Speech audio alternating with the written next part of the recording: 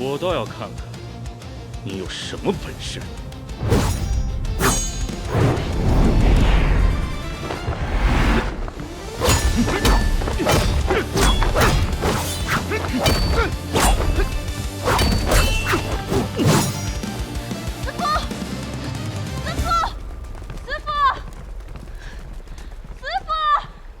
怎么不见师傅的人影？师傅！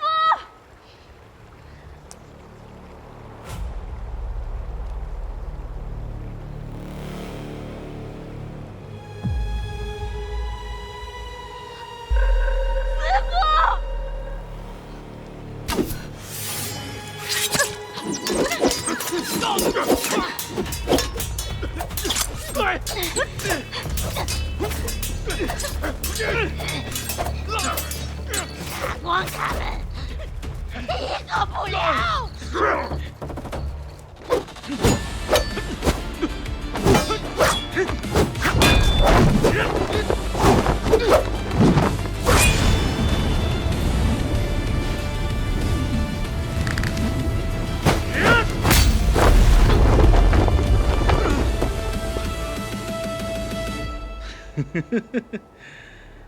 小子，你为了胜我连气都乱了。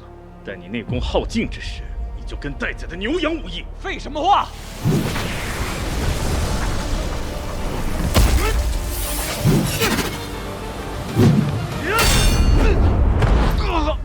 大圣哥，小子，认输吧。我还没。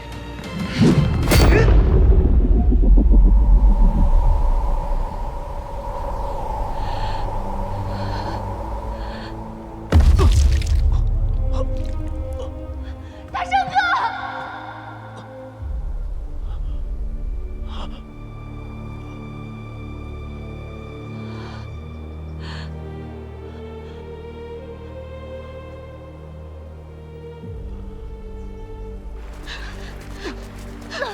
姑娘，小儿，你先走，不要管我了。不行，要生一起生，要死一起死。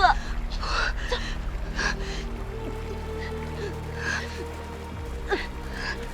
这里，站住！姑娘，你先走我断后。小儿，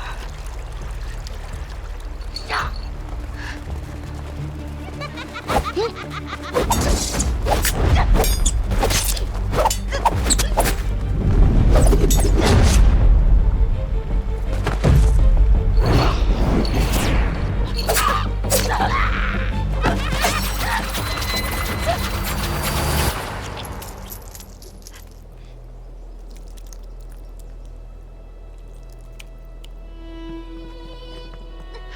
放开我！放开我！大圣哥！大圣哥！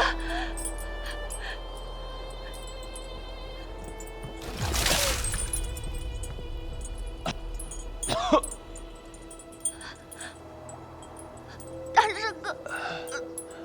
小小。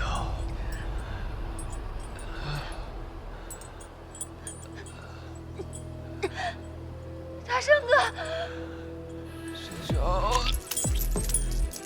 彭大圣，尊者想要留你一条活路，你自己非要往死路上闯。现在你要眼睁睁地看着自己心爱的女人死在面前，滋味如何呀？你放开他！你放开他！别费劲了，这通天锁专锁不止经脉，你越是挣扎，它越是啃噬你的骨血。与其白费力气，你不如好好的看着他是如何因而死的。你放开他！大圣哥！小小！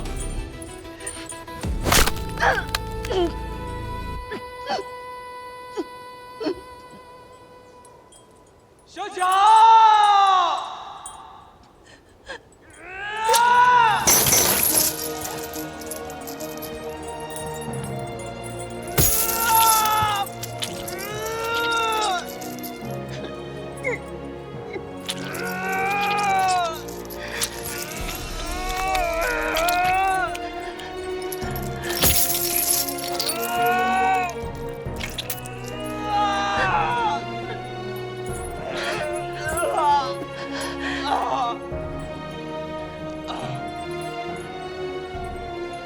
小小，小小，小小，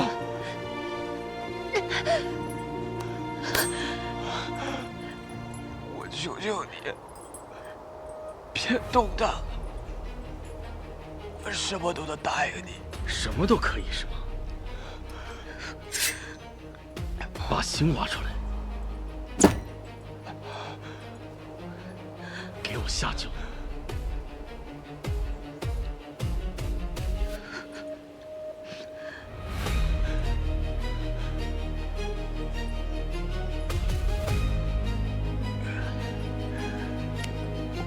大师哥，不要！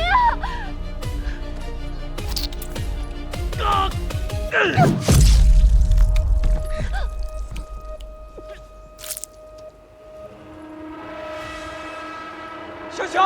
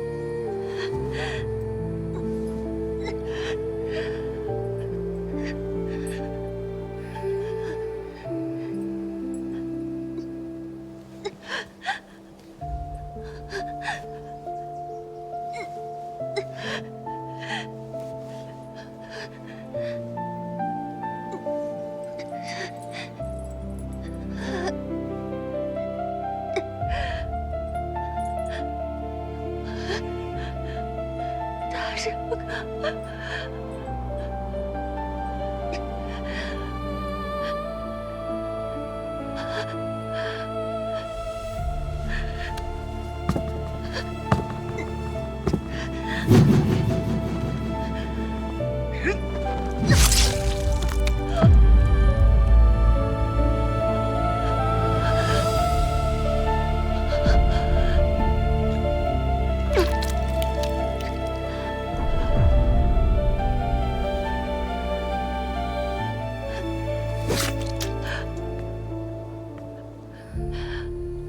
大圣哥，要活下去。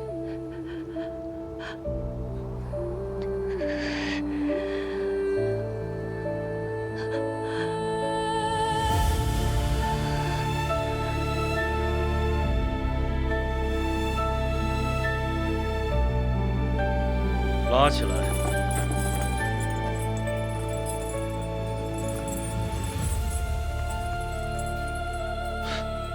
彭大圣，看你现在这个样子，你好像一条狗啊！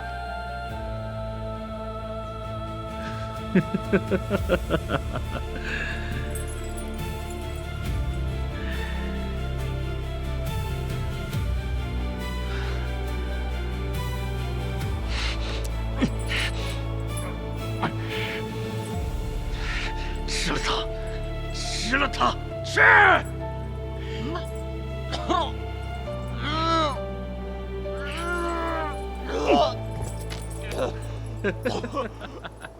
一夜如炬，红尘作证，谁把真心回身伤痕？哎，你疯了呀！快起来！小九双亲皆被魔教残害，少侠不仅救我一命，还替我报了家仇。若少侠不弃，小九愿侍奉左右，为奴为婢，报答恩公。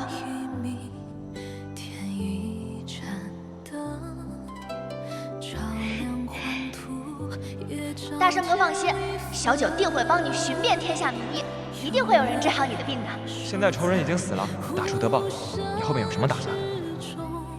自然是跟着大圣哥你啊！你去哪，小九就去哪。一诺成劫，一念成灰。你这人说话怎么这么无理啊？狗眼看人低！我。夫君，我错了。小九，这玄甲送你。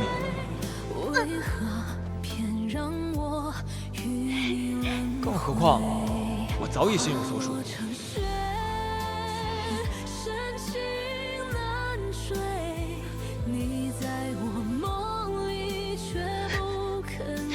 要活下去，我要活下去。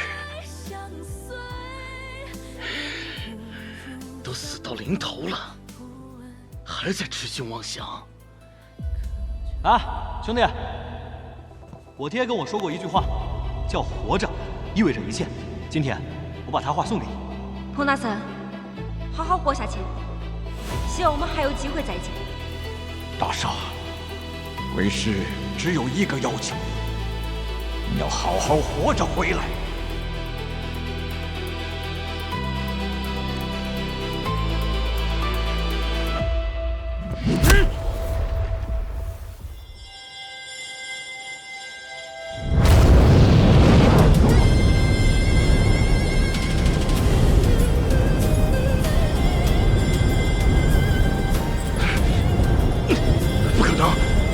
内力已经消耗殆尽了，不可能！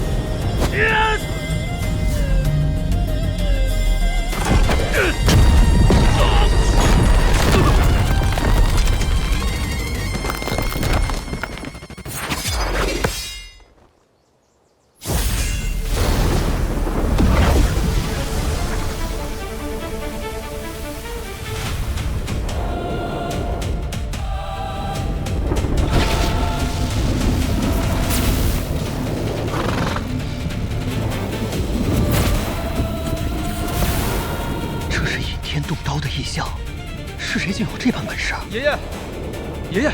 哎呀，让你干点活怎么那么多事儿啊？这天象为何如此诡异？有人用刀意引天地之灵气，借天雷撞刀威，这种手段，这世上没几个人能做到啊！糟了，师傅有难！今日便是你的死期！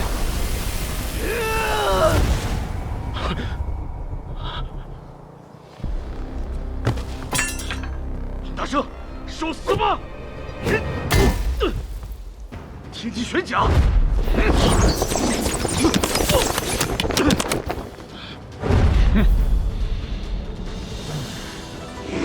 佛怒唐莲，你是唐门长老唐长生。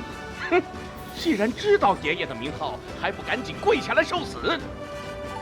唐门暗器天下第一，我若想赢，恐怕没那么容易。咕噜，走！别追了，救人要紧，快！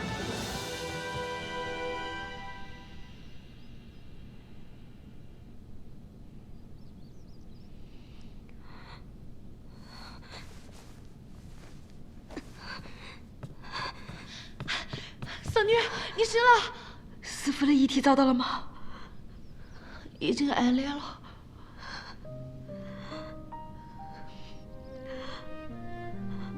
木萧呢？木萧在哪？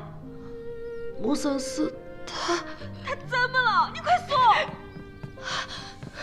嫂女，木生死回来了，回来了。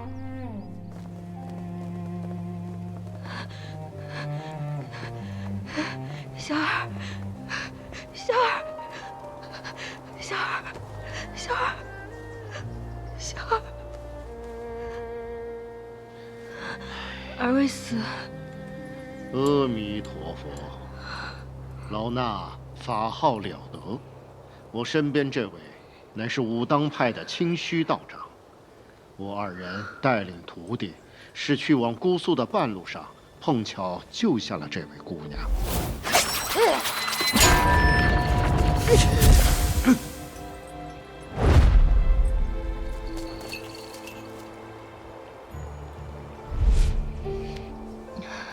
多谢二位，救命之恩。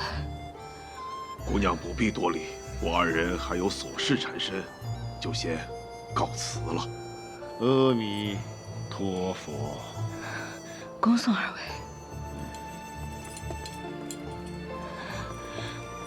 快带小儿去疗伤，快！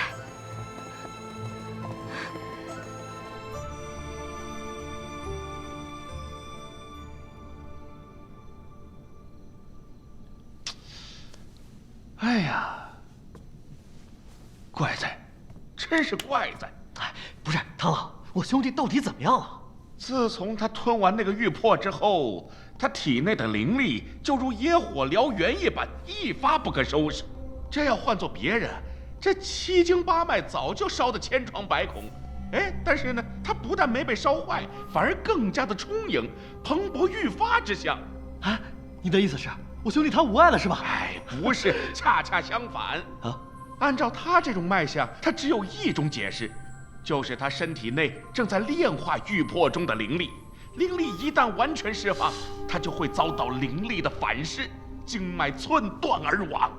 我已经封住了他的要脉，却也只能暂缓几日啊。爷爷，这灵力不是能提升修为吗？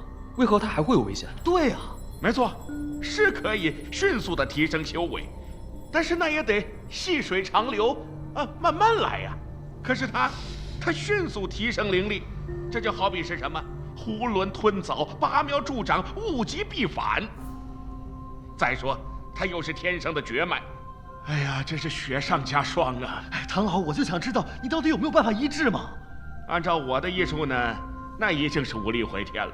不过他要是迅速的返回师门，让师尊帮他来看呢，也许还有一线生机。否则的话，就算是大罗金仙下凡，那也是束手无策。哎，小九，小九，小九，生死有命，就看他怎么选了。哎。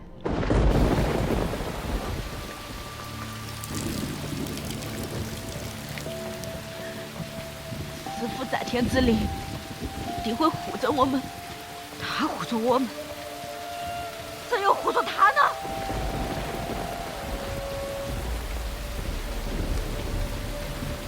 我叫欠下的血债，必须血债血偿！去吧，去吧！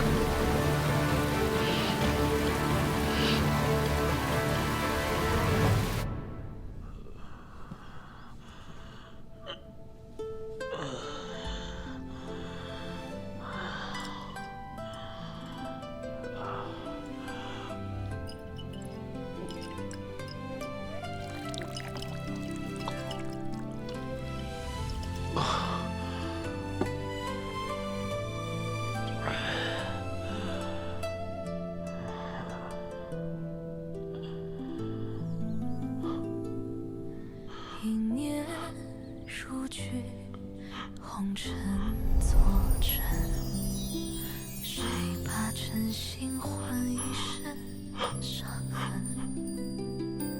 灯火未尽，誓言已冷，来路如雪，付不出余温。有人一命。添一盏灯，照亮黄土，也照见离分。有人小九，你别走！之中，不言归期，只问此生。一诺成千，一念成灰。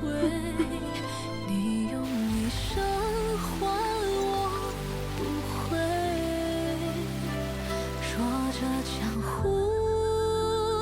终有人有心碎，为何偏让我？不要走，小九。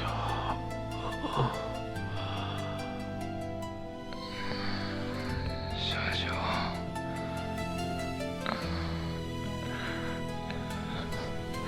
小九。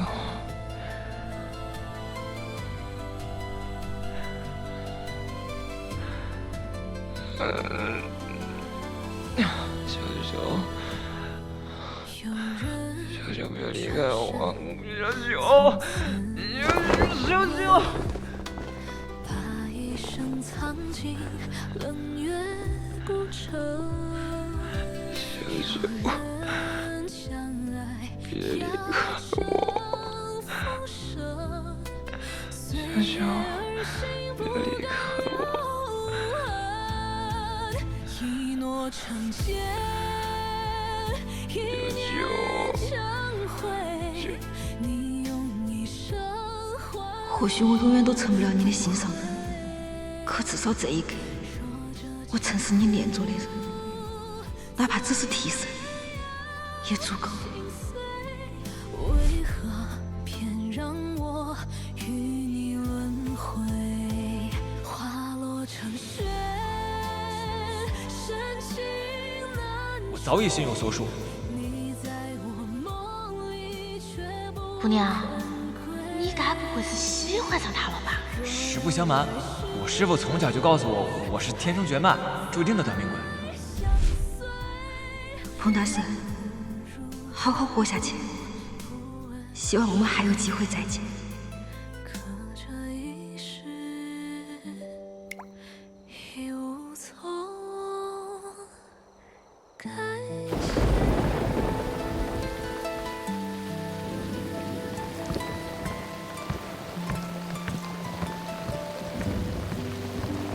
大圣怎么样了？他还没回五虎山吗？还没回，一直把自己关在屋子里喝酒，谁都不见，这可怎么办？我去看看。哎，你先别进去打扰，此番对他打击很大，给他点时间好好想想吧。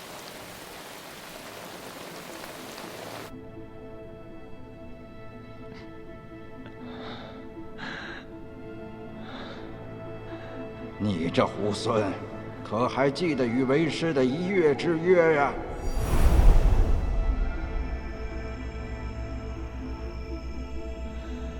师傅，师傅，你还记得我这个师傅？我问你，你可知自己没几日好活了？哎呀，弟子知道，可是你身陷情关，连自己是谁都快忘了。师傅说的可对？师傅，这也瞒不过你。哎，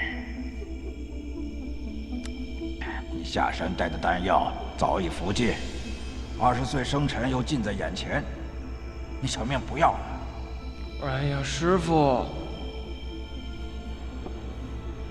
我现在还不能回去，这样您了，就想想办法，帮我把这个短命的命格给改了吧。哎呦喂，你还真当你师傅我是神仙呐啊！命乃天定，岂是人力所为？为师能做的，也就是尽力的帮你续命，你懂吧？哎呀，师傅，您就把我下山前给我的丹药，再给我多备点吧，3、5个月就够了。啊，你以为给你制药的那些昆仑雪莲是咱自己家后院种的呀？为了你下山这些丹药，为师攒了足足3年才给你凑齐的。哼！那岂不是我回了山门，3年之内也下不了山了？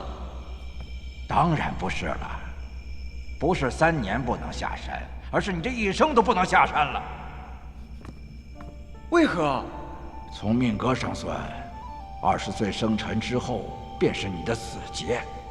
倘若在师门之内，为师便可借用毕生所学护你无恙；可一旦离开师门，就是有再多的丹药，也保不了你小命啊！师傅，我要是不回师门会怎样？天道常变异，运数杳难寻。为师只知道， 20岁生辰之后的每一日，都有可能是你的大限之日。爷爷，孙子呀，你慌什么慌呀？啊！我都跟你说过多少次了啊！你身为唐家的少主，遇事呢一定要冷静啊！慢慢说。彭大少，人没了。什么？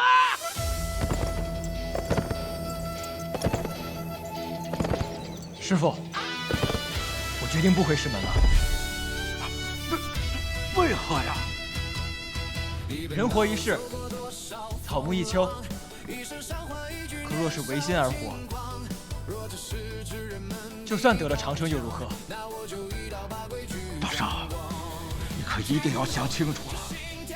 20岁生辰是你的劫数，是任何人都无法改变的命数。无论你去做什么，怎么去做，都躲不开这必死的命局。师傅，弟子心意已决。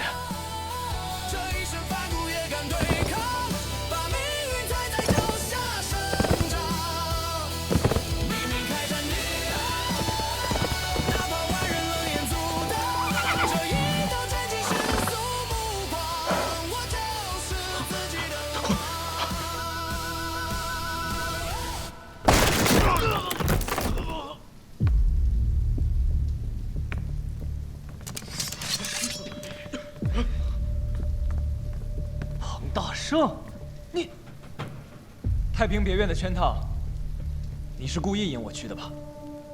想借魔教的手杀我，给自己捞个清白，你还真是有心机的很啊！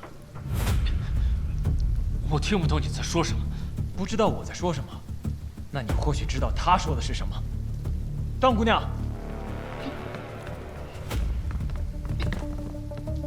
我才把你方才的话再说一遍。那日是林少，林少让我引彭少侠到太平别院探病，事成之后又派人灭我的口。若不是二位姑娘及时赶到，此刻我和我的家人早就死了。你血口喷人！林端，我最后悔的事情就是那日放了你，所以我今天来就是要亲手要了你的狗命。你们谁能替本少杀了他？本少赏金万两。去啊！还愣着干什么？你先上，你请上！本少有银子，保护我。本少也想死就给我滚！去啊！保护我！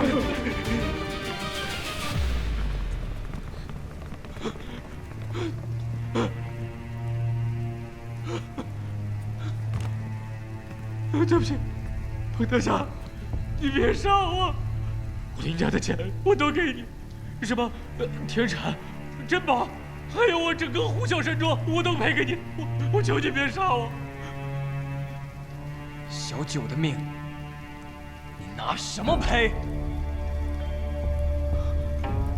不是我，是那个一字会剑门的那个宋清波。是他逼我的，他说只要我肯帮他，他就能帮我重振虎啸山庄。我凭什么相信你？我猜，那日宋清波来府上，就是他在门口伺候的。你说话呀！你看，我没骗你。原来害死小九的还另有其人。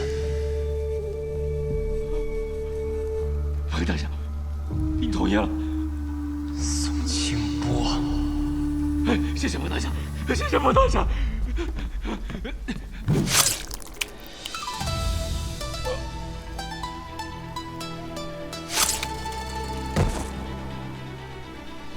你害死了小九，我怎么可能不杀你？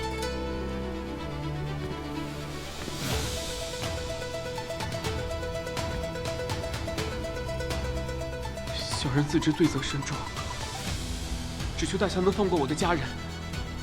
放心吧，我不会为难他们的。谢大侠。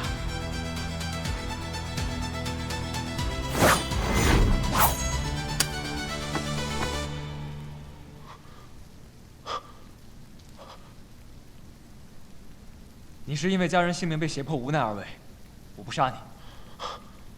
你走吧。彭大侠，求大侠收我为徒。为何？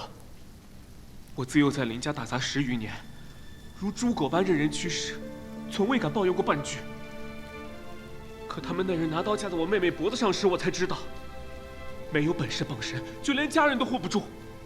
我想跟您学武，不求扬名江湖，但求能护住家人。魔教闯入我家那夜，爹娘为了护我，不惜以命相搏，而我却连自保之力都没有。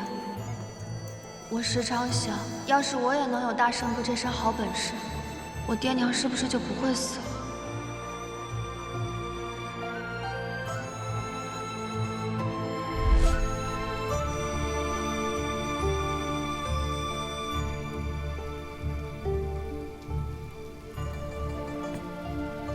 你起身吧。你愿意收我为徒了？你叫什么名字？小的本家姓张，家贫无名。林少一直唤我旺财，我便叫旺财了。我师父曾跟我说过，无虑则无忌。你以后就叫无忌吧。谢师父赐名。还有，你记住，以后不要见到人就下跪磕头。在这个世上，除了天地父母，没有人值得你跪。徒儿谨遵师命。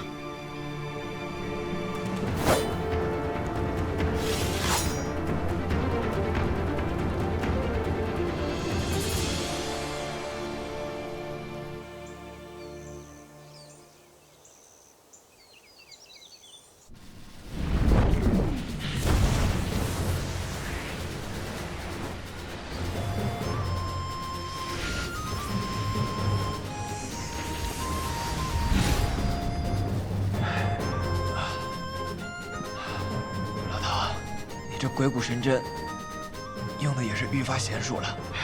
师傅呀，您就别再夸我了。您体内的灵力呢，虽然是加速了您的修为，但是它也在燃烧你体内即将枯竭的脉数。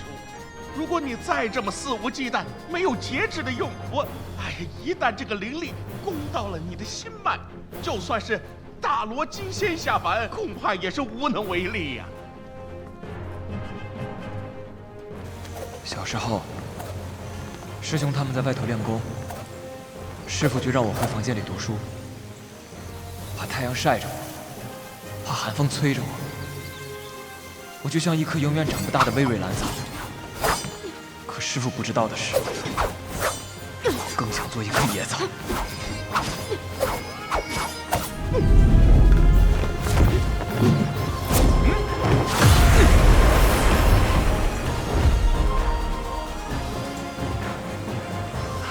来生幽谷，自成天路，终究还是遂了这小子的心愿。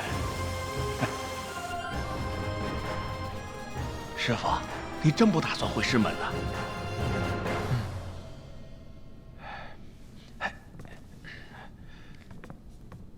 我已经决定留下来，给小九报仇。只是为了方姑娘吗？也不全是吧。在出山门之前，我就像一只被圈养的小动物，师傅画好的篱笆就是我的天。可自从小九走了之后，我才惊觉我不想如此潦草地度过一生。反正人生都要在世上走上一遭，与其畏首畏尾，不如痛痛快快地干上一场。可是师傅，这魔教树大根深，尤其是那个罗刹刀魔，更是修为在2品之上。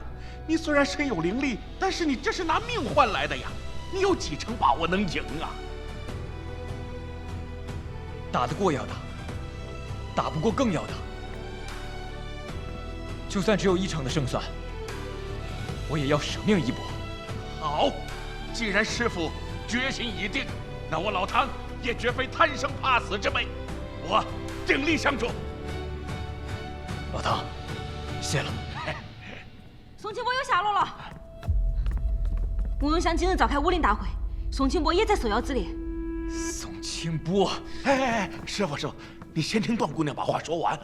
武林大会高手云集，岂会容一个晚辈造次？你没有铁证，如何处置得了宋清波？师傅，我觉得段姑娘说的在理。这些年，宋清波他的功力大增，尤其是他的周公剑，更是一针化境。你体内的灵力虽然助长了你的修为，但是你的经脉已经不堪重负，一旦失控，恐怕生命不保啊！他勾结魔教，害了小九。今日就算是龙潭虎穴，我一定要闯他一闯。既然如此，也算我一个。我与魔教同样不共戴天，这趟浑水，我陪你趟。魔教白衣尊者立下6出山庄之约，且狼子野心，昭然若见。近日小女也被魔人所挟，险些丧命。今日我召集大家，就是要组建讨魔联军，选出一位联军统帅，共抗魔教。阿弥陀佛！我少林别院30余僧众，一夜之间便惨遭屠戮，此仇不共戴天！不共戴天！不共戴天！不共戴天！不共戴天！我崆峒派弟子被魔教抓去试药，找到的时候已经是一具白骨了，惨绝人寰。在下恳请诸位共讨此寮，共讨此寮，共讨此寮，共讨此寮，共讨此寮，共讨此寮。慕容盟主，晚辈一字会剑门掌门宋清波，愿执掌联军帅印，率同道诛灭魔教。我不同意。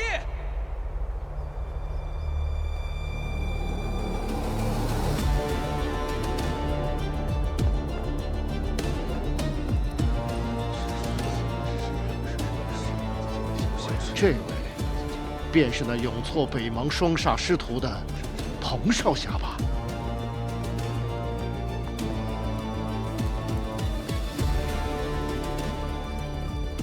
宋掌门，你不会是在想，我怎么还活着吧？彭少侠，你说这话我怎么听不明白呢？那我就把话说得再明白点儿。宋清波勾结魔教，在太平别院给我设下杀局，想要置我于死地，可如今又转头过来，想要当这个讨魔联军的联帅。你的这个嘴脸，不觉得龌龊又可笑吗？各位同道，今日的武林盛会，只有掌门才有资格列席。这个狂徒无名无实，依我看，赶紧把他赶出会场才是。宋掌门，彭大圣话还没说完，你就急着赶人，怕不是做贼心虚吧？宋清波，那彭大圣说的话，是真是假？慕容盟主明鉴。我宋清波对天发誓，如有此事，天打五雷轰。阿弥陀佛，彭少侠，你对刚才所言可有何凭据吗？凭据，马上就到。真是信口雌黄呀！你无凭无据，就敢诬陷一派掌门？哼！请问慕容盟主，空口无凭就构陷同道中人，按江湖规矩，该受如何惩戒？若无凭据，须破3劫以示清白。破3劫？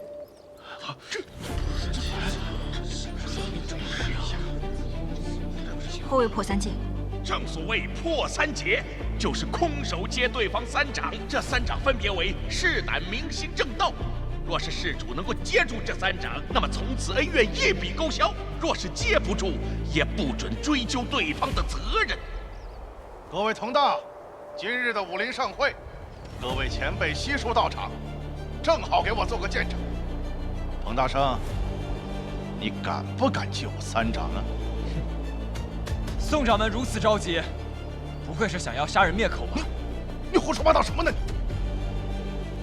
试问，在下如果自愿接这3掌，诸位前辈可愿听我一言？在座的诸位自然会彻查此事，还你一个公道。好，那我彭某自愿破3劫，以示清白。且慢，阿弥陀佛，彭少侠，你可要思虑清楚，这破三劫非同小可。此前先例非死即伤，顿无全身而退之人。你要知道，这3掌下去，怕是性命不保啊！多谢前辈好意，我意已决。既然如此，彭少侠，开始破劫吧。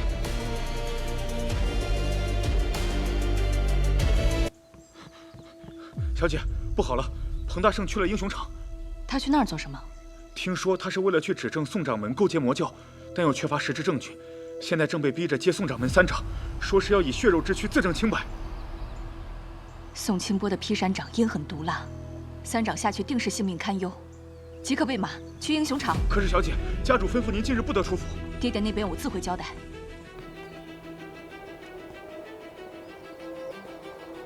这3掌我定要倾尽全力，绝不能让这小子有一线生机。哼，彭大圣，你如果现在反悔还来得及，否则等会儿不论你是死是伤，我都不会手下留情。宋掌门，你不愧是手软了吧？还是说，你这个一派掌门是靠嘴吹出来的？不自量力，受死吧！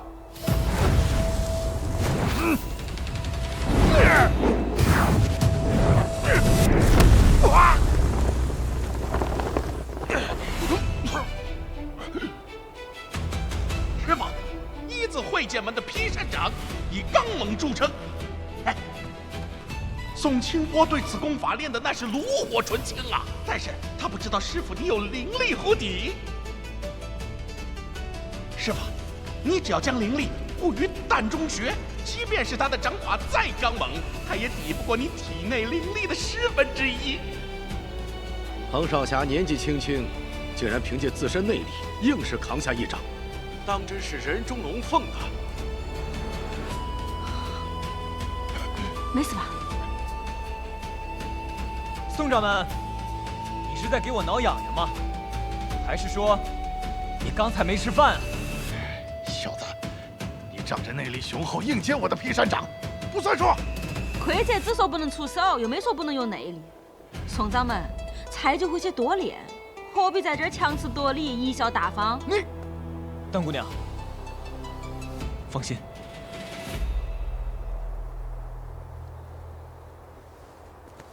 宋清波，既然你如此在意，那你这第2掌，我便卸取内力受你1掌，如何呀？这可是你自己说的。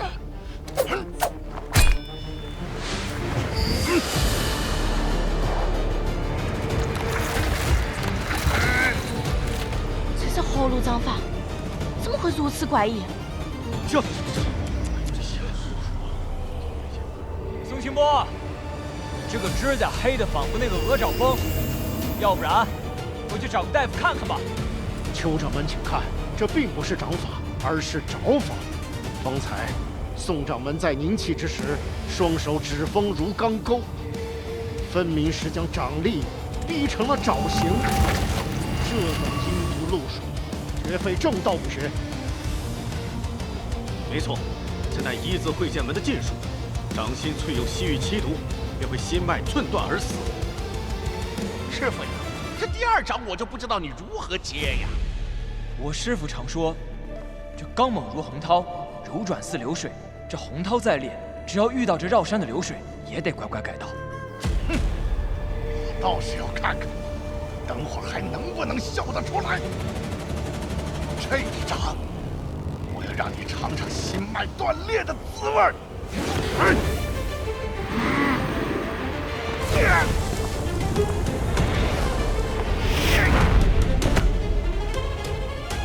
大圣，去死吧！到了。宋清波老奸巨猾，恐怕没那么好骗。这奸猾之人最是自负，只要我卖个破绽，便可以事半功倍。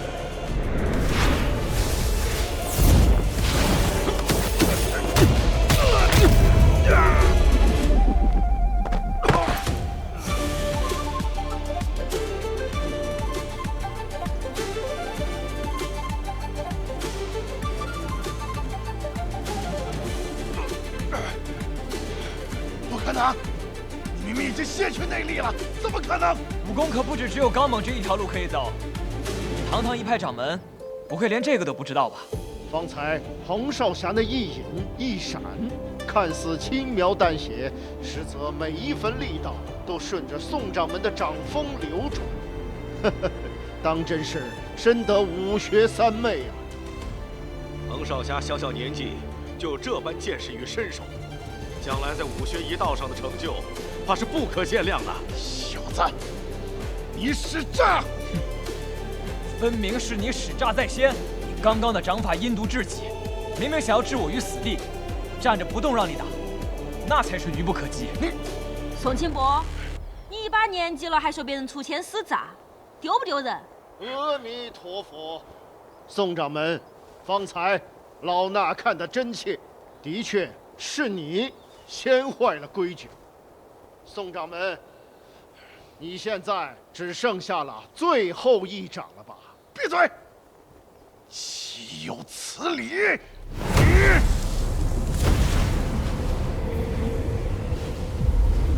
宋清波的内力怎么会变得如此强大？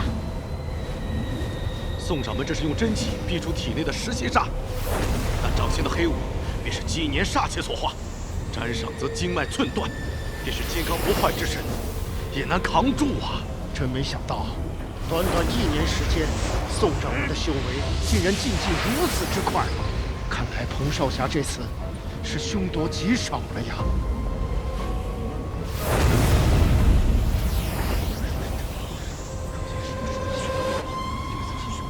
彭大圣，受死吧！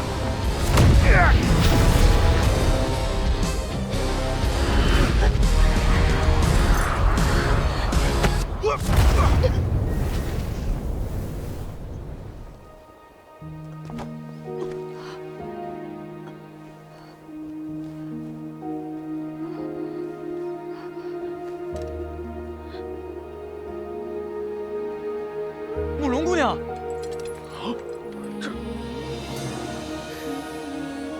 青儿，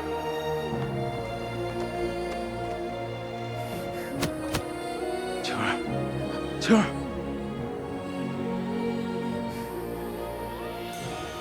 你怎么样，青儿？爹，替我保护大圣。来人，带小姐回去，着人好好医治。是。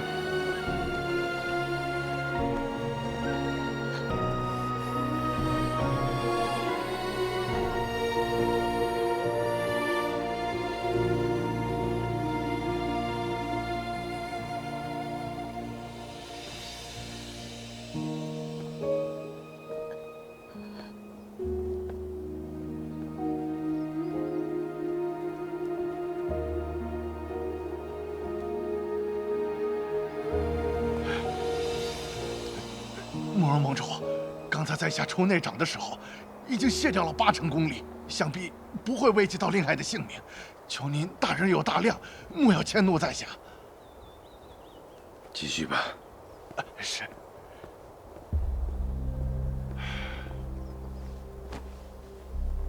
宋掌门的3掌已经打完，接下来各位是不是可以听彭大圣一言了？阿弥陀佛，彭少侠，你若有什么话，尽管直说吧，我等自会替你主持公道。多谢大师。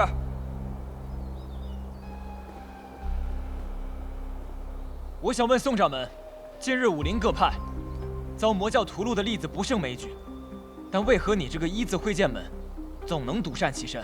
难不成你宋掌门身上有什么独特的人格魅力，能够让魔教对你们绕道而行？这能说明什么？只不过是我志派有方，所以魔教不敢前来寻衅滋事罢了。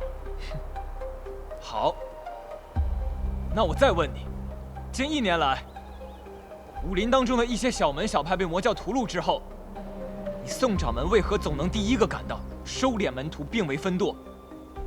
单就这一件事儿，你扩张分舵数100个，收敛门徒数1000人，你告诉我，这也是个巧合？这只不过是你的一面之词罢了。各位，单凭他说的这些捕风捉影的事儿，就说我宋清波勾结魔教，大家觉得他的说法站得住脚吗？的确存疑啊。是啊，无道理，这些证据确实不足以证明啊。阿弥陀佛，彭少侠，你可还拿得出其他证据来证明你方才所言吗？大师，证据马上就到。一派胡言！我看你就是在故意拖延时间。各位，难道今天的武林大会是给他彭大圣一个人开的不成？彭少侠，你若一时拿不出其他证据，老衲以为这件事我们改日再议，如何？证据到了。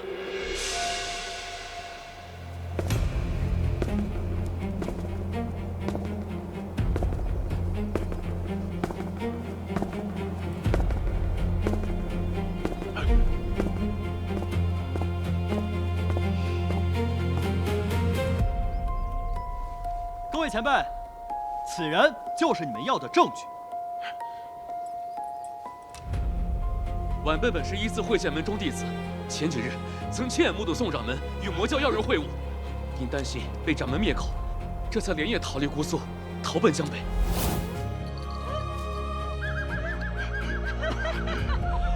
只要你乖乖听话，这53以后要多少有多少。属下一定尽心竭力，万死不辞。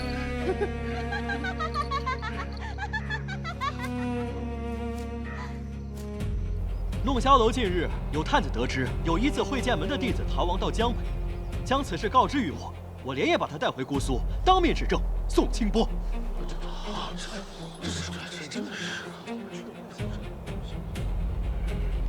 宋清波，你勾结魔教，铁证如山，你还有何话要说？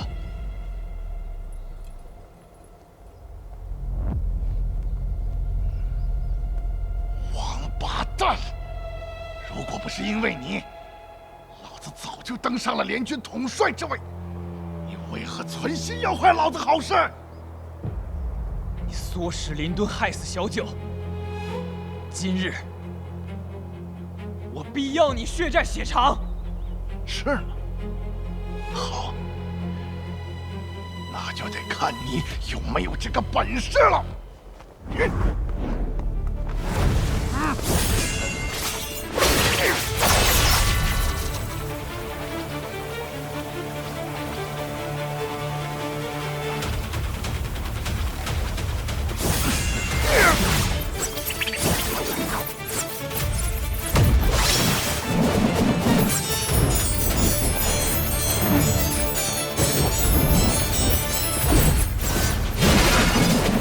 这义字会剑门的周公剑，真乃是天下第一剑。这千机御剑术，真可谓是出神入化呀！彭少侠仅凭一把大刀硬扛，怕是撑不了太久啊。是啊。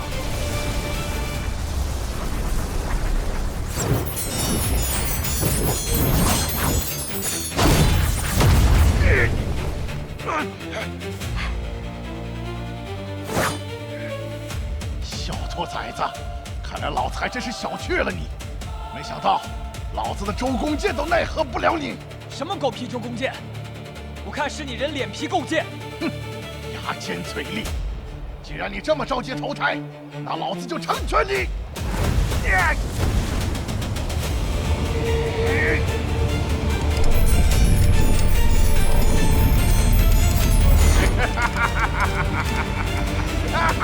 徐熙宁姐，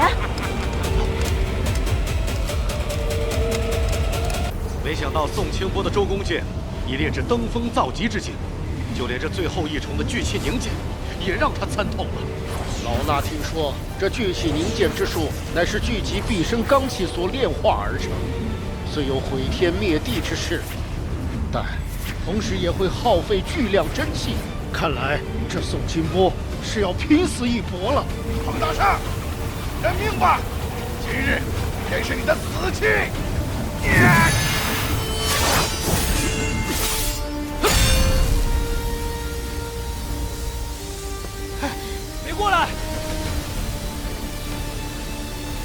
跟他之间的恩怨，我今日必亲手了结他。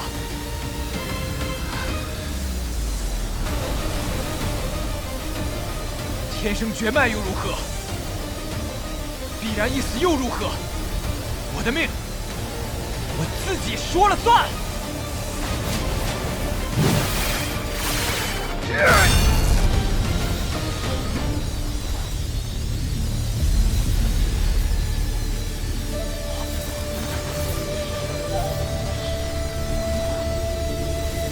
王大山，认命吧！今日便是你的死期！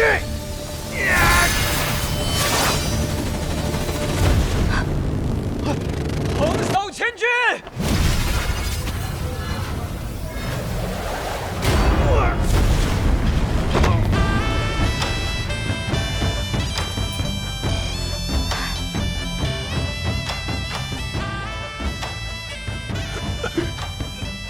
你的刀意怎会如此强烈？因为我杀你之意，比刀意更烈千万倍。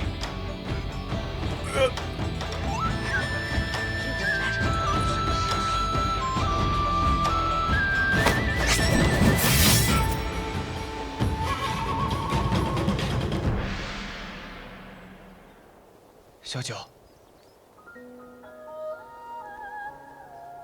我会把所有害过你的人都一个一个挑出来，替你报仇。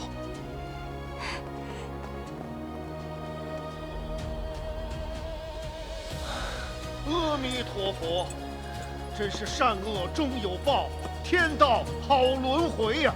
彭少侠为武林除此大害，实乃大功一件。我看联军统帅就不用选了，就让彭少侠来做，如何呀？咦，大善啊！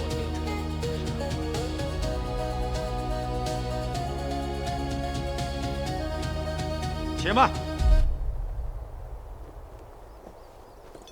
我尚有一事，想要请问彭少侠，不知少侠的令尊令堂是否还健在？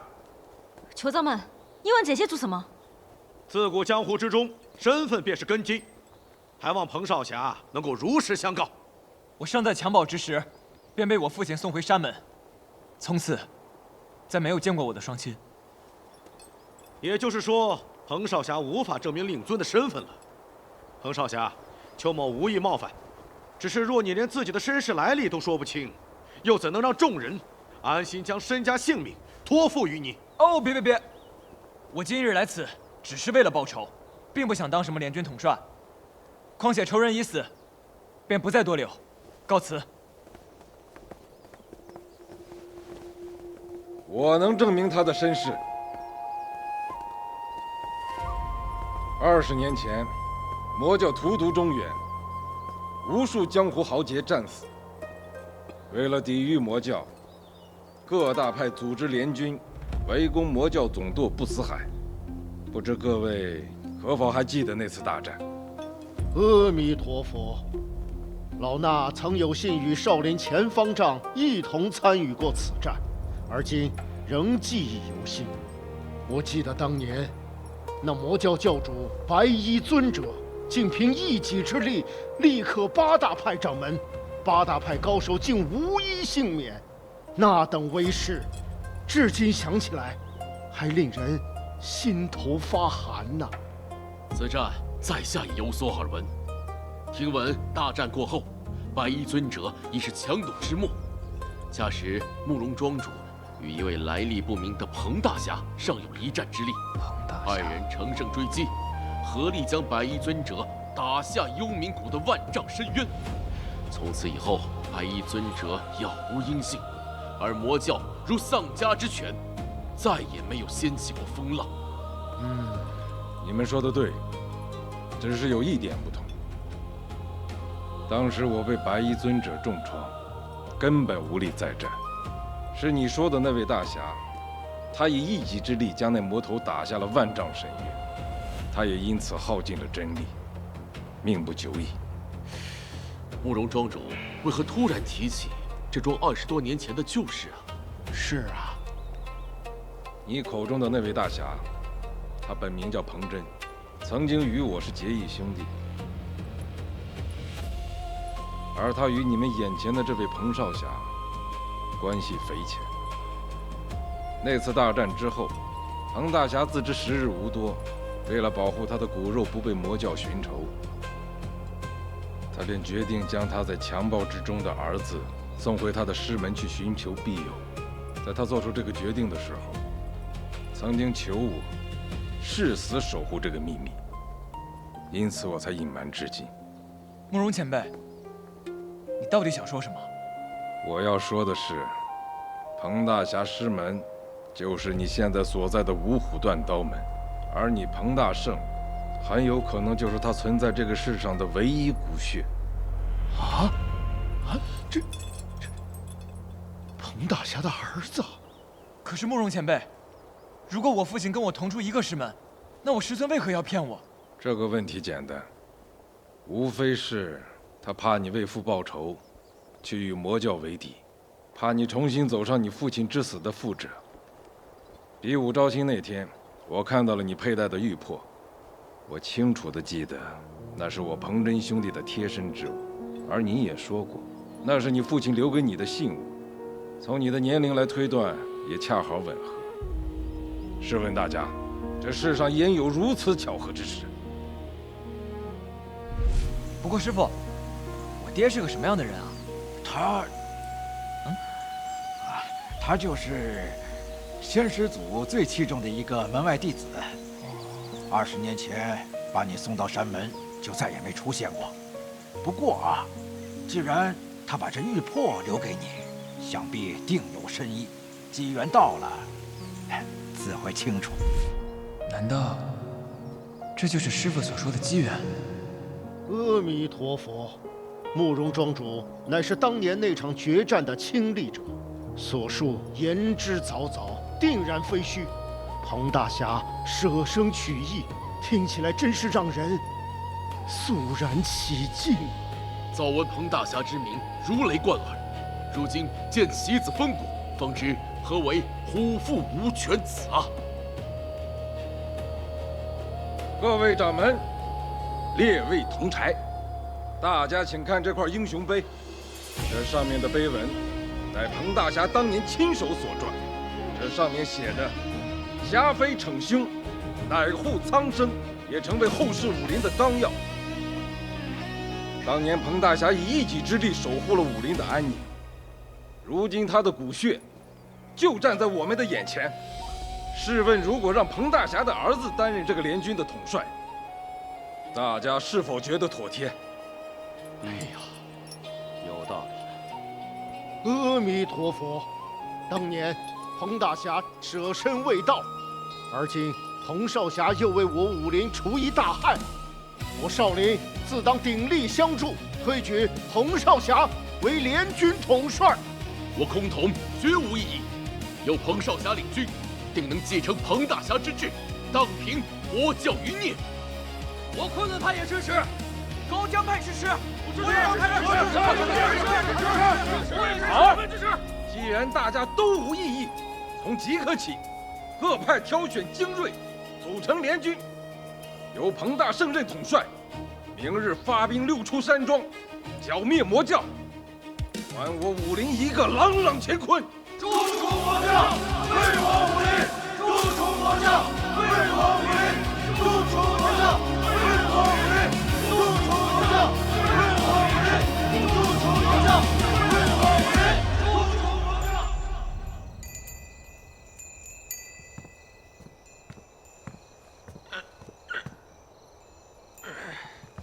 哎，师傅，这明天就要出发了，你怎么还没休息啊？你觉得我爹真的是那个彭大侠吗？哎呀，这个是与不是，其实没那么重要。那你说什么才重要？重要的是，你有了这层身份，你就可以大展拳脚，干你想干的事儿。6出山庄之战，罗刹刀魔他肯定会出现，这正好是你报仇的良好时机。你说的对，我现在就应该把我的重心放在6出山庄之战上，为小九报仇。才是头等大事。六出山庄之战生死未卜，那帮各大门派的掌门，他肯定不会轻易出手。师傅，你一定要多加小心呐！老唐，你信命吗？我师父说这是我命定的结束，无论如何，都难逃一死。那师尊都有言在先了，你为什么还要逆天而行呢？因为我不信命。师父常说天命难违，可他老人家不还是费尽心思的为我续命？他能为我逆天改命，我又为何不能摆脱这命运的枷锁？不是师傅，你还能把天捅破吗？捅破这天又如何？如果人命真是天定，我就和这天斗上一斗，以天地为战场，以星辰为锋芒，纵然粉身碎骨，亦是浑然无惧。这样的人生，岂不快哉？哎呀，我老唐是老喽，只能尽些微薄之力了。灵雾崖上的七叶还魂草该收了，此物啊，性情温和，正好采回来给你压压体内的灵力。我这就去把它采回来，顺便在山里啊也静静心。师傅，明天还出发呢，早点休息吧。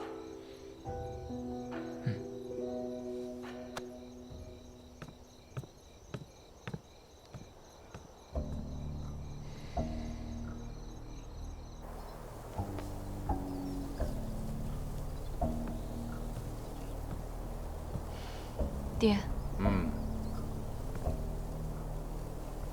你的伤还未痊愈，应该静养，赶紧回房休息。爹，你明知道六出山庄是魔教的陷阱，为什么还要举荐彭大圣去做联军统帅？这不是让他去送死吗？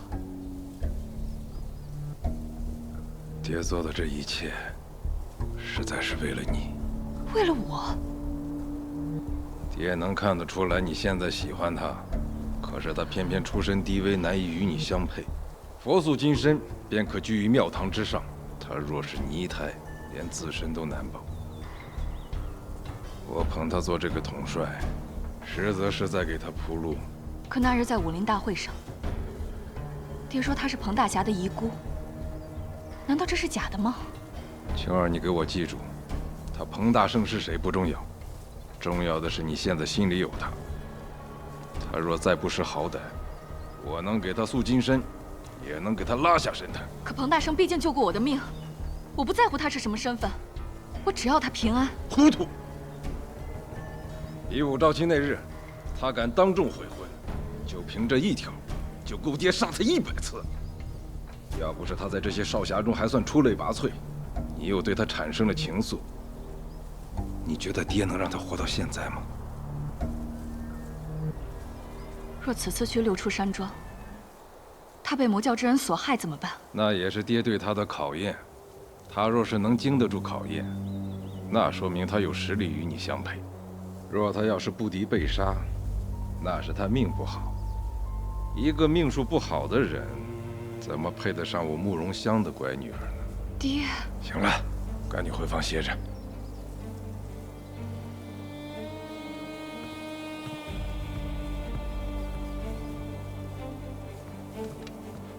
禀家主，彭大圣等人已经出城了。晴儿，总有一天，你会明白爹的苦心。这武林大会上，个个拍着胸脯喊“荡平魔教，荡平魔教”，你看这来的都什么？跟老弱病残似的。还有，那各大派的掌门都纷纷说有事来不了，可这送死的事情咱们干，好处让他们分呗。你跟个唐僧似的，叨叨叨念了一路了，有完没完？再念下去，魔教要人死不死我不知道，我得死路上。你爱死不死，我还懒得看你。本来也没指望他们能帮什么忙，壮壮声势总是好的嘛。前方3峡便是六出山庄了。有何异样？庄门紧闭，庄内水印闭目，难辨虚实。这样，我先带人进去打头阵，你们在此等候，等我杀进庄内，你们再来接应我。不可。白衣尊者定下六出山庄之约，定有所谋。若是贸然进庄，恐陷入被动，任人鱼肉。可我们都来了，总不能一直在此徘徊吧？这样，当姑娘，你带着人守在山庄上，我一个人进庄。探得庄内虚实之后，我再释放信号，你们再带人前去接应。不行，太危险了，万一被一尊者在庄内，你一个人岂不是自投罗网？总要有人以身为饵，一探虚实的。可是，别可是了，堂兄、萧兄，你们带人守在山上，没有我的信号，不可妄动。嗯。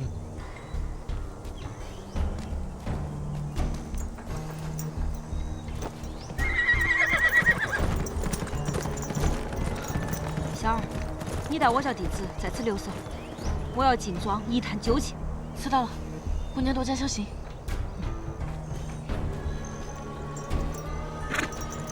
走。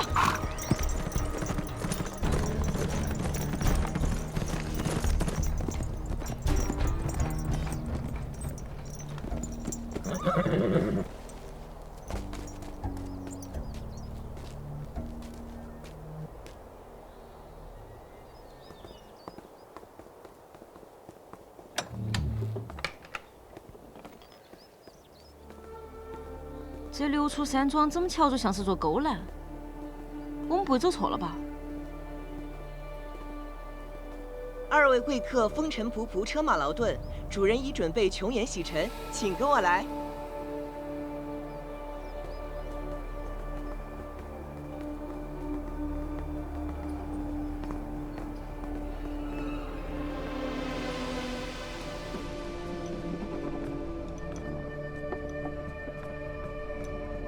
二位贵客随意享用，主人片刻就来。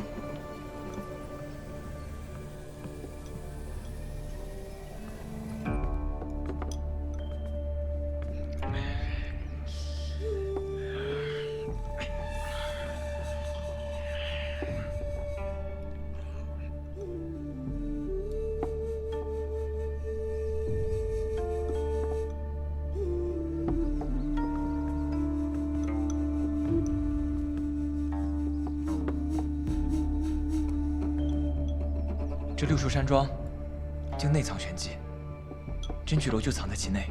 进庄后，我怎么感觉不到半点杀机？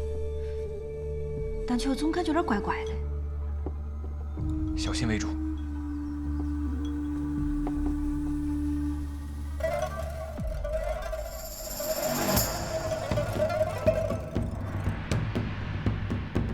童公子，别来无恙。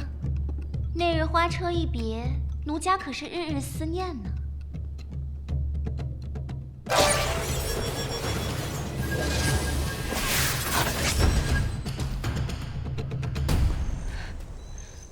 这都半天了，一点动静都没有，该不是遇到什么麻烦了吧？穆姑娘，你不用担心，凭我兄弟的修为，就算遇到什么麻烦事儿，也不可能手足无措的，对吧？再说了，不是段姑娘也在吗？不会出什么乱子的。若不是要统领弟子，我早就跟姑娘同去了，何至于在这里打落木屐？穆姑娘所言极是，不像某些人，除了嘴上功夫，一无是处。小白脸，你说谁呢？谁答应我说谁？出来单挑啊！闭嘴！再吵，就把你们俩的嘴都封上！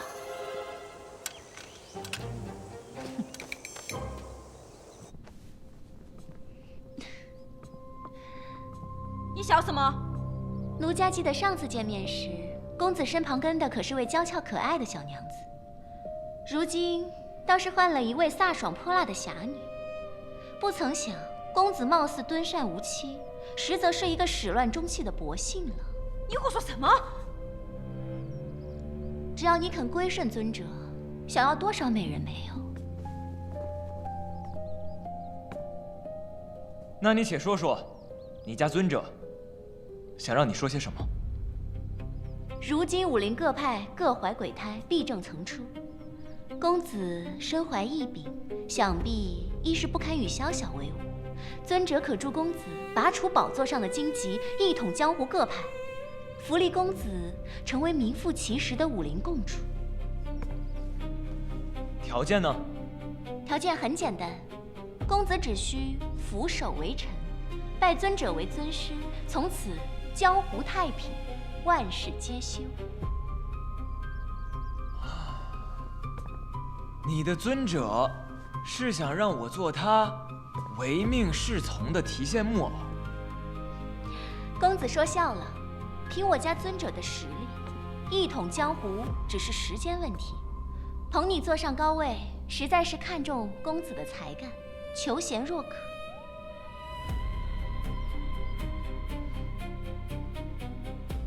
那你家尊者可知，我命不久矣，只剩不到1月好活了。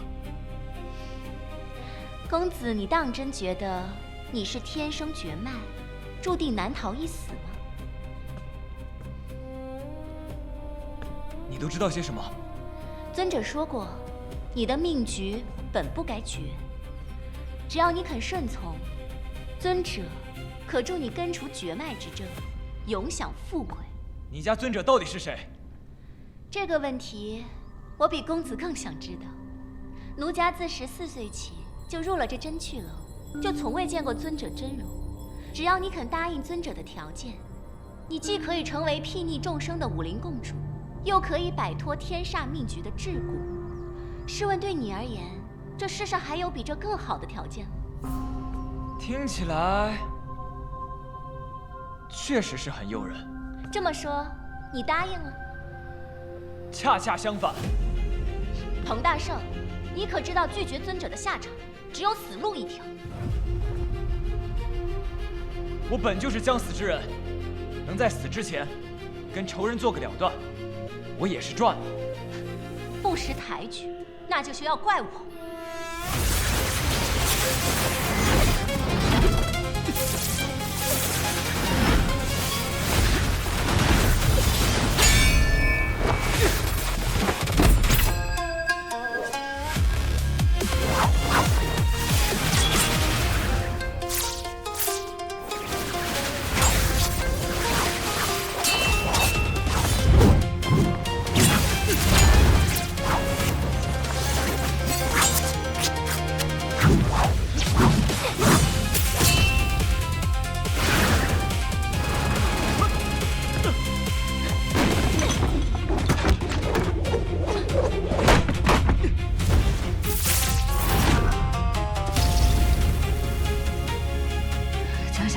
我们藏不了多久。你没发现旁边的宾客好像没发现我们吧？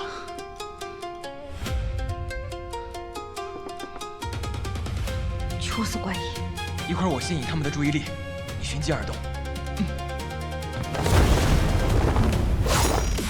这点本事还学人家弹琴，不如回家教孩子去吧。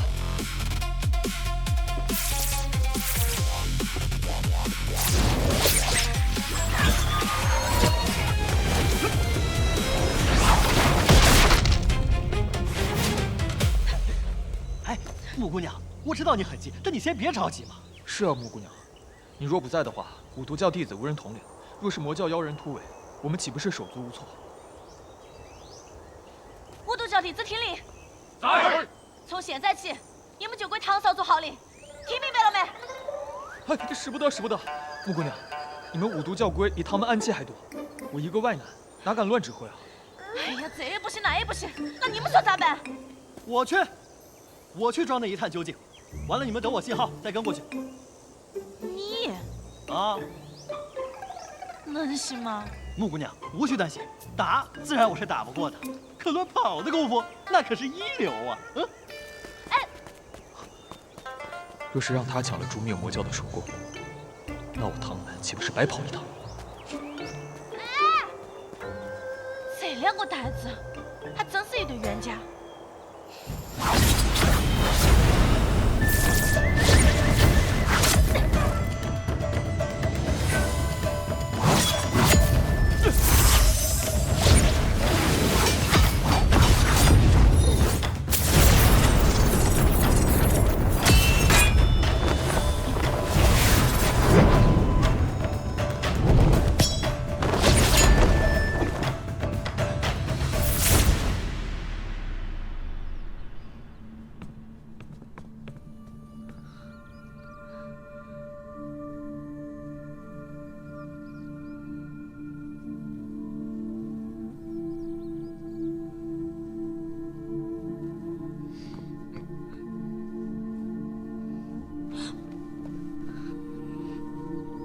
你没事吧？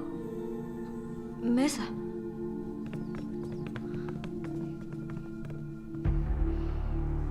彭大圣，你该不会是想当缩头乌龟吧？现在怎么办？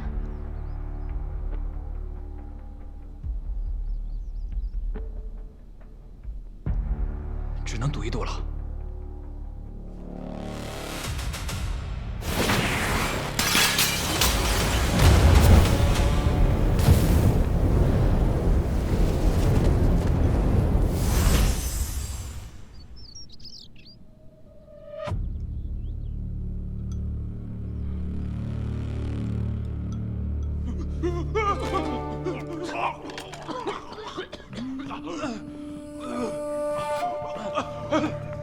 苏姑娘玩什么不好，偏爱玩这些随葬之物，也不怕晦气缠身吗？你们如何识得破我的玲珑幻术？方才段姑娘挥剑破喉时，未见半点血迹，我便笃定，这几人绝非人形。想必从我们入门听见琴声那刻起，便进入到了你的幻境了吧？所见所闻，皆是虚妄。既然你们看出了端倪，又怎知我的幻术聚火呢？五行幻术属阴，需借水气凝形，聚烈火焚身。而你这庭院当中流水潺潺，想必正是借着这水气稳固幻阵，迷惑人心。公子果然聪慧过人，奴家很是钦佩。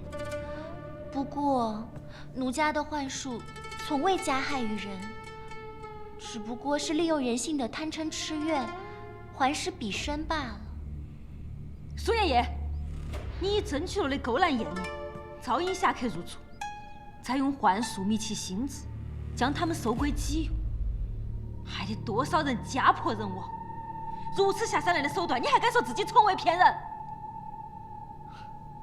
好一个牙尖嘴利的小娘子！不过，你们以为破得了奴家的幻阵，就能毫发无伤地离开此地吗？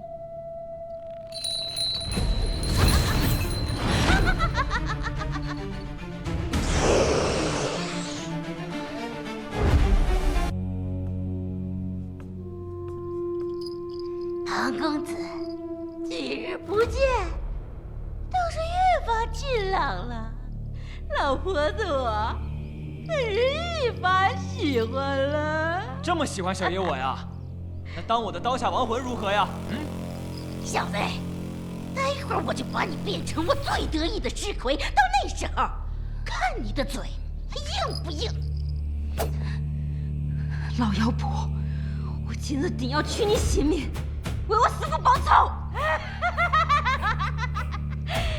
死丫头，口气还不小！你那死鬼师傅跪在尊者面前求活命的时候，可比你怪训多了。拿命来！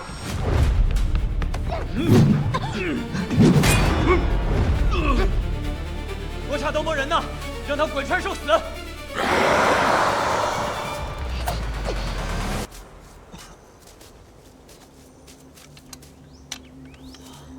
这山庄好生诡异，走了半天，怎么连个鬼影都没见到？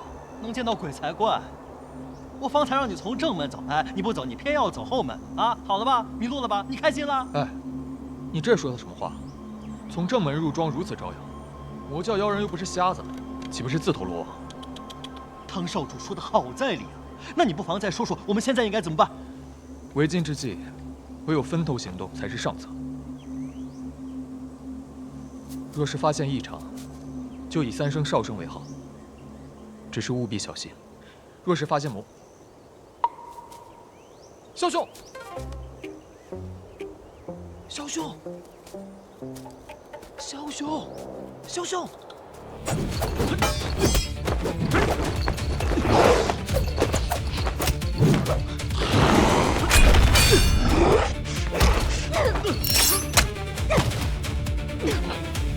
周姑娘，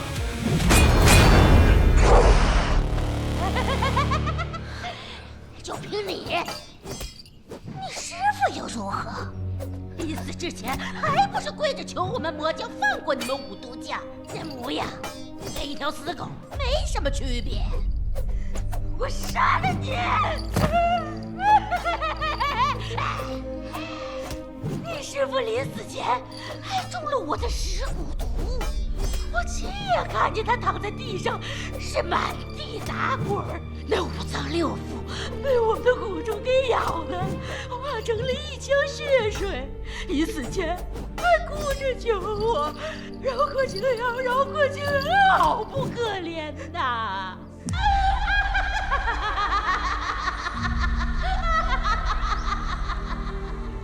青瑶，老师为师此行有难，望你守护好五渡教，守护好我们的家。青瑶，对于强敌更要稳固心神，方能绝境逢生。今天我就带你去找他。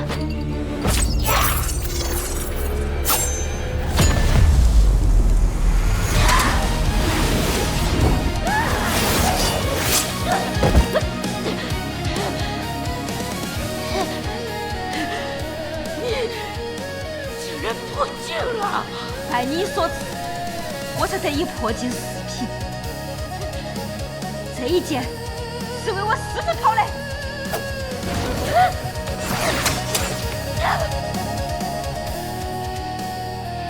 这一剑是为被你们害死的五渡教弟子讨来。这一剑是为天下千千万万被魔教毒害的江湖侠士讨来。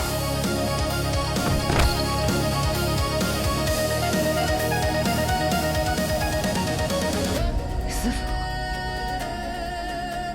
我为你报仇了。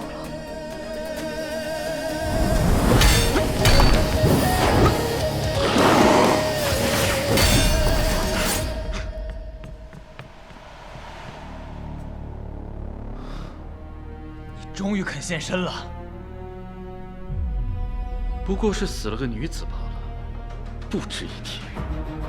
不过那个小女子倒是挺硬的，她死到临头还在护着你。只可惜她跟错了人，注定死路一条。我定要将你碎尸万段！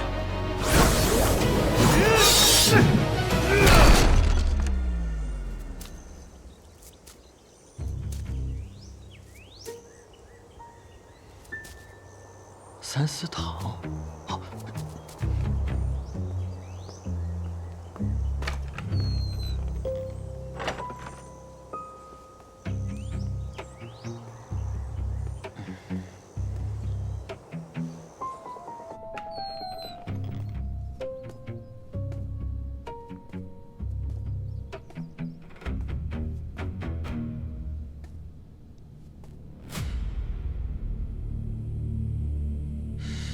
奇怪了，人怎么不见了？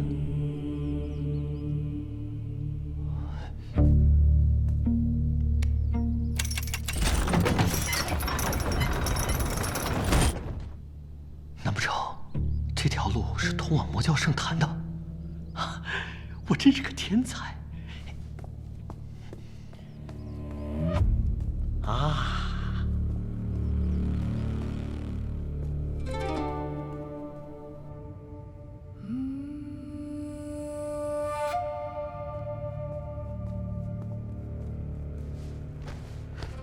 禀尊者，一切正如您所料，彭大圣目下正与罗刹刀魔斗得难解难分。那你不妨再猜一猜，他们两个谁会赢？奴婢不敢妄测。但说无妨，本尊赦你无罪。奴婢猜彭大圣应该会赢。为何？尊者若是想取彭大圣性命，易如反掌。何况尊者又设下6处山庄之局，布局深远，绝非为杀他一人。所以奴婢斗胆猜测，或许彭大圣活着，对尊者而言更有价值。你能理解到这个层面，本尊甚领。不过我什么时候说过我要饶他不死了？尊者，我……宋爷爷，别忘了你的命是谁给的。奴婢的一切皆为尊者所赐，粉身碎骨也难报万一。那你还敢背着我对那小子动情？奴婢没有。你没有？那天在花车之中，你跟他郎情妾意，当本尊瞎了。奴婢这么做，皆是为了尊者。为了我？那日奴婢若全无华魁姿态，势必会引起外人疑心真君龙。奴婢自无知觉，实是未免打草惊蛇。为了尊者的大计着想，绝非奴心所愿。尊者若是怪罪，奴婢这就以死谢罪。行了，真不愧是我兄弟啊！连花魁苏爷爷都已经拿下了，小子艳福不浅呐！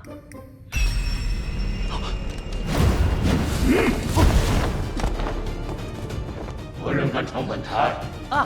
方才走错路了啊！你们不用管我，继续聊啊！继续聊。小白脸，赶紧走！哇！就你们两个废物，也敢窥视本尊！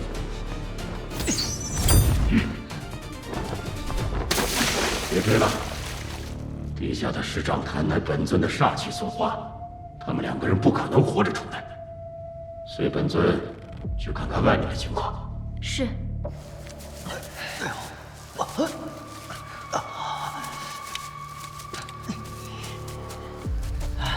你没事吧？小白命大，死不了。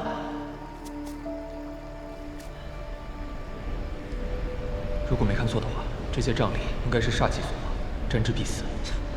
只不过是些瘴气吧，少见多怪。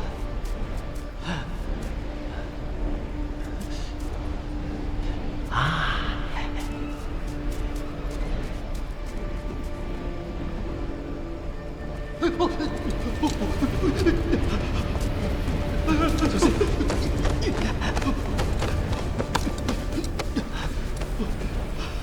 这是石杖业火，沾之可入肌里，粉骨噬魂，不死不灭。这也太邪门了吧！你发现没？这四周的杖里离我们越来越近了。乖，还真是啊！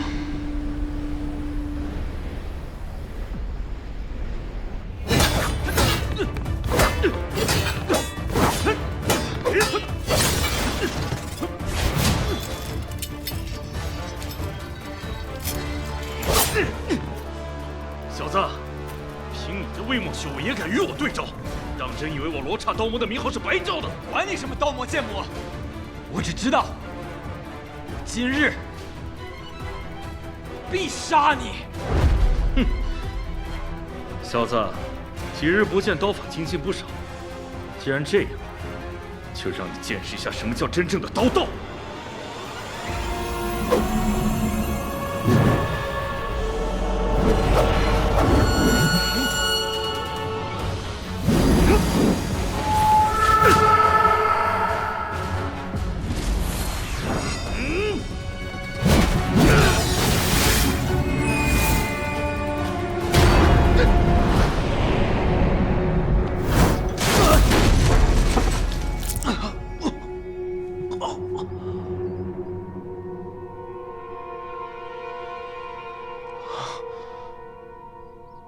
这世上还未有人能扛过我的罗刹三绝。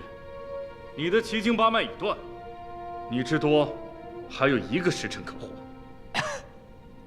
这么说，你的真气也散尽了吧？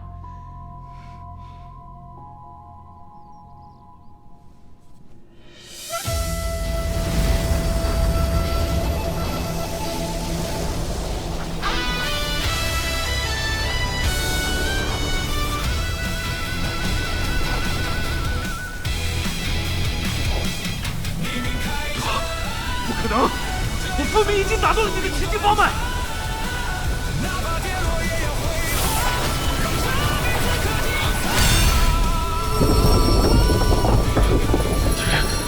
天命要事！要不是你逼我吞下玉魄，玉魄内的灵力岂会为我所吸收？你炼化玉魄！能！万人归高！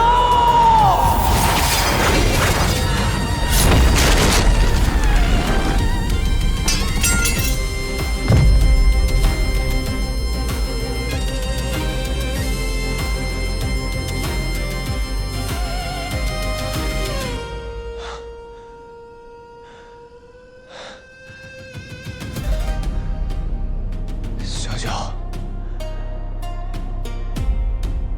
大山哥，给你报仇了。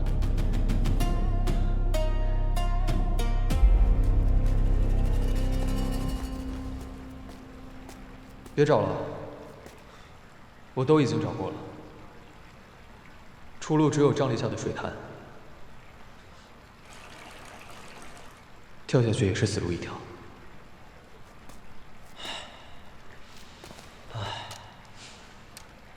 想我萧子庭英名一世，却要与你这个小白脸共死一处，哼！老天爷还真是爱捉弄人呢。萧子庭，临死之人其言也善，我有一件事一直不清楚，还望你能说个明白。说来听听。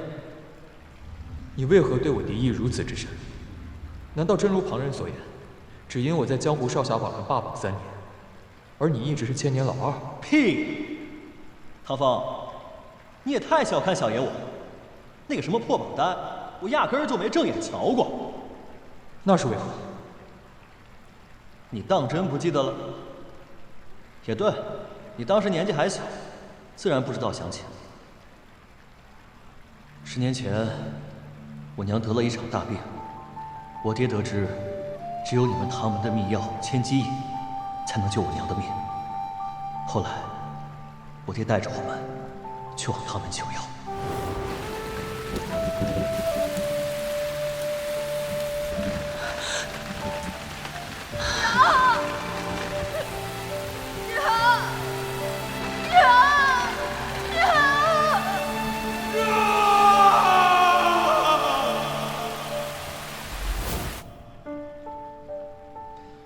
后来我才得知，当时你们唐门还仅剩1份千机饮，只不过是因为你们唐门少主，也就是阁下您，偶感风寒高烧不退，唐门门主救子心切，才对外谎称说要你用尽，转手就把这最后一根救命稻草给了你这个宝贝小儿子。你原是如此，所以我耿耿于怀，小肚鸡肠是吗？我不是这个意思。那你是什么意思？我只知道，如果当时你们唐门救了我娘，我娘压根儿也不会死。萧兄，此事是我唐家亏欠你，我替家父向你和令尊说一声对不起。切，少在这假惺惺了！你有这个时间，不如想想怎么逃出去吧。我可不想死在这儿，变成孤魂野鬼。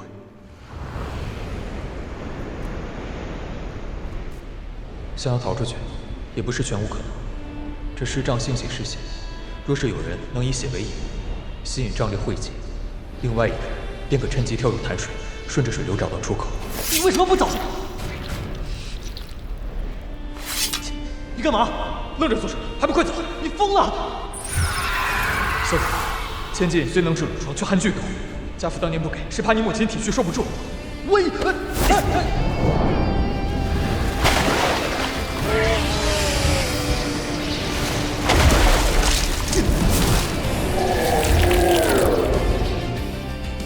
萧子庭，你疯了！要走一起走，小爷才不要欠你人情。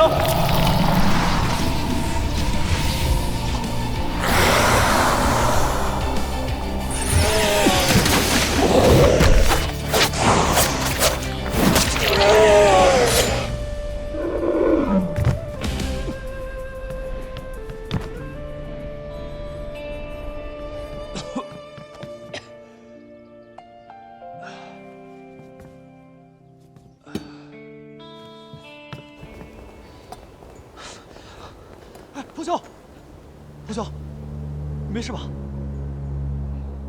你们怎么来了？此地不是说话的地方，咱们先出庄再说。走。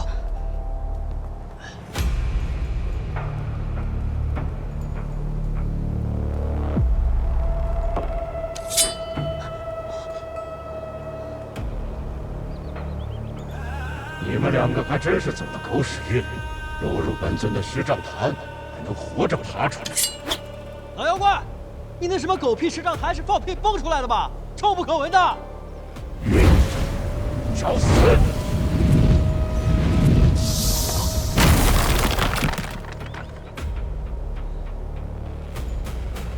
你们快走！北一尊这些位高深莫测，你不是他的对手。别废话了，你们不走，都得死在这儿。早点搬救兵过来，或许我还有一线生机。快走！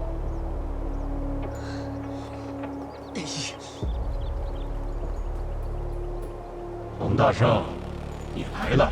老妖怪，小九之死，是不是你意为之？是又如何？不是又如何？一个黄毛丫头死便死了，谁会在意一只蝼蚁的死活？他是我心爱之人，不是你说的蝼蚁。所以，你想替他报仇？不妨一试。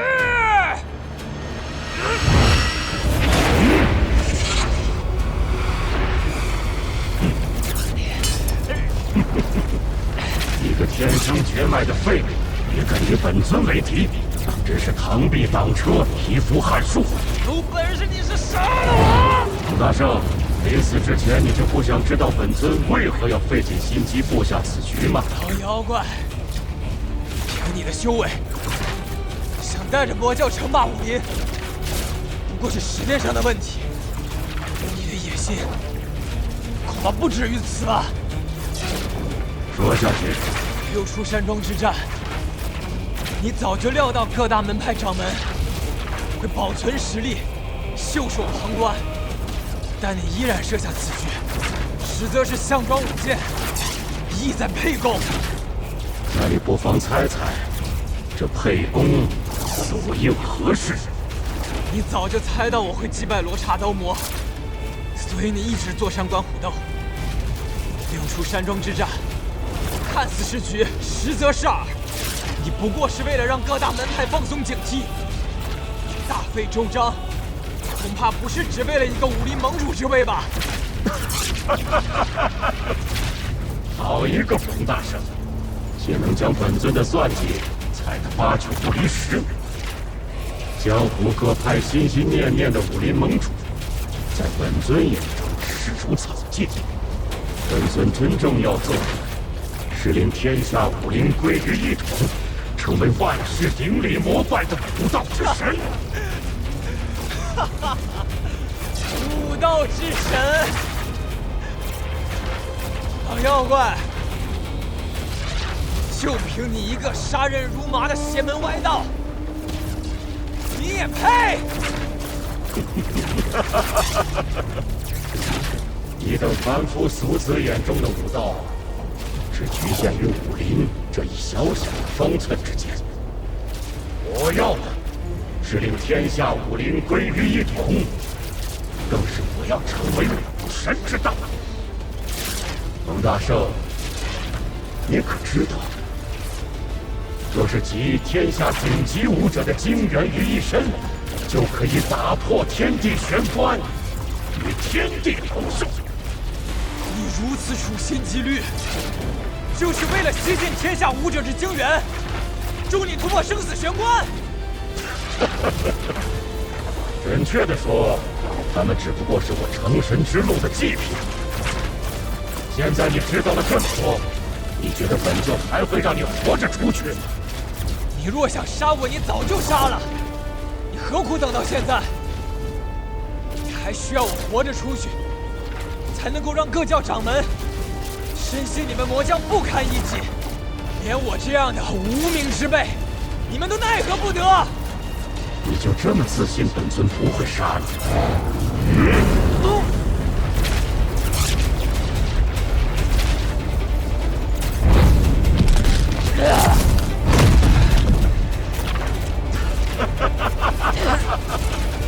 冯大圣，就算是我杀了你，各大门派也会乖乖的来给我献祭。你的命在我眼里一文不值。老妖怪，最好今日能杀了我，不然必为小九报仇。梁别月杀了你，我更愿意留你亲眼看着我登上武林至尊的那一刻。我在不死海等着你来报仇，希望你到时候能够变强一点，不要让本尊失望。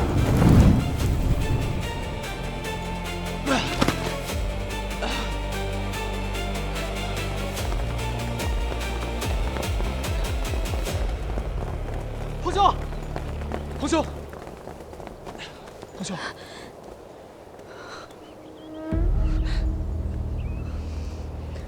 苏爷爷，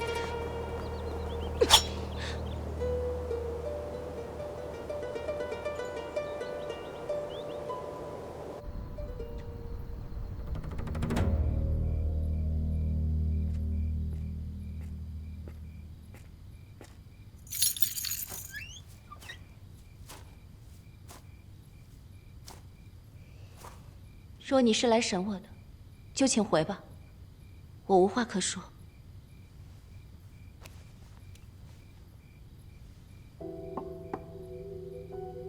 苏姑娘，带着江湖令出城，不会有人拦你。趁着天黑，走得越远越好。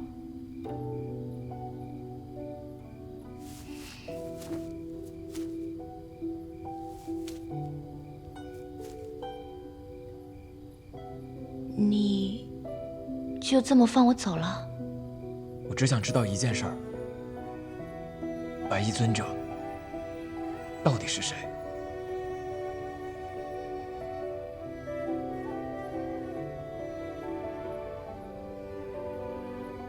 我确实从未见过他的真容，不过他似乎对武林各派的秘辛了如指掌。须知在这江湖上，最险的从来都不是明面上的刀光剑影，素来都是灯下黑。你的意思，他就藏在各派之中？彭公子，我劝你还是早日离开这江湖是非之地，你终究还是斗不过他的。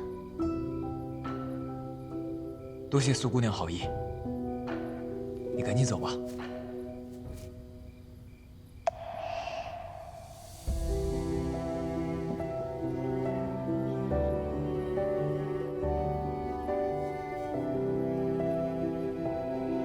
彭公子，我还有一事想问。时至今日，你还是忘不掉那位方姑娘吗？